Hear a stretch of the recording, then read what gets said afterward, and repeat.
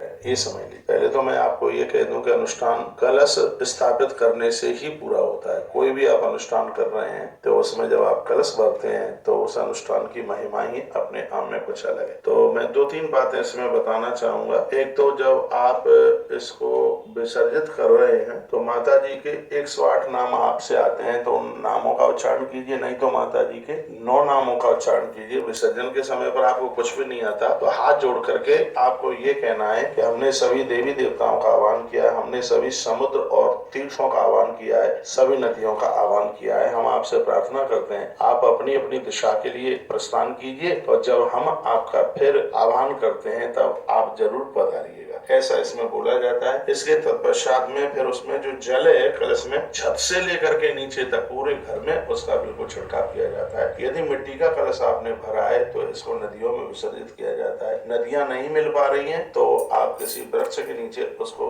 रख दीजिए। मेरी प्रार्थना है आप घर की कोई भी प्रतिमा, कोई भी चित्र, कोई भी फोटो पेड़ों के नीचे पटक करके नहीं आएंगे, उसको अपने घर में रखिए। हमने भी तो स्थापना करी है, हमने तस्वीर लगाई है माँ की, वो तस्वीर आश्रम में ही रहेगी। नहीं तो ज्यादा देखा जाता है कि घर की तस्वीरों को लोग पेड़ों के नीचे, पीपल बरगद के पेड़ों के नीचे पटक करके आ जाते हैं। ये एक बहुत घोर अपराध है। तो मैं आपको कहना चाहूंगा कि विसर्जन कब करें। कल पड़ गया है मंगलवार, कल मंगल ना होता तो विसर्जन कल 10वीं को ही किया जाता था, लेकिन अब कल है मंगलवार, इसलिए आज ही शाम सूर्यास्त से पहले आप अपना कलश का विसर्जन कर दें। उसमें आपने यदि एक नारियल रखा है तो उस नारियल को अपनी तिजोरी में जहाँ पैसा रखते हैं वहां रखिए। जल को घर में छिड़काव कीजिए। धातु का यदि कलश है तो उसको घर में रखिए, मिट्टी का है तो उसको नदी में या पेड़ के नीचे ले जा करके रख दें। बहुत साधारण सा, इसमें कोई बहुत ज्यादा कठिन नहीं है, साधारण सी क्रिया है कलश विसर्जन की। आज 9वीं तिथि हो गई है। आज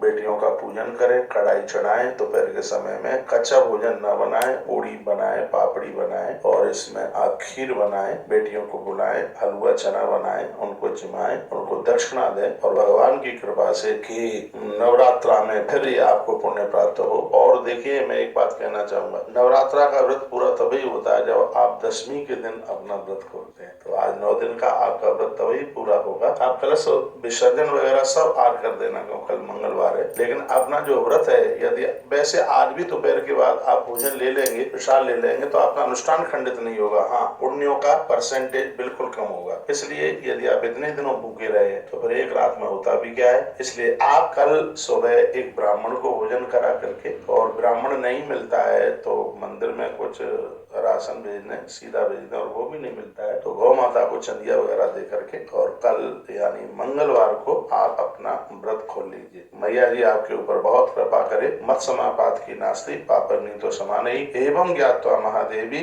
यथा योग्यम तथा गुरु। और ये ध्यान रहे कि यथा योग्यम तथा गुरु, और ये ध्यान रहे कि संध्या को 4 बजे से कलश विसर्जन का मुहूर्त आरंभ हो रहा है, जो कि सूर्य अस्त होने से पहले तक चलेगा। शाम 4 बजे से आरंभ हो रहा है, 4:03 से है। तो ये उस समय आरंभ हो रहा है जो कि शाम को सूर्य अस्त होने से पहले आप कलश विसर्जन कर सकते हैं। बहुत बहुत धन्यवाद आपके लिए।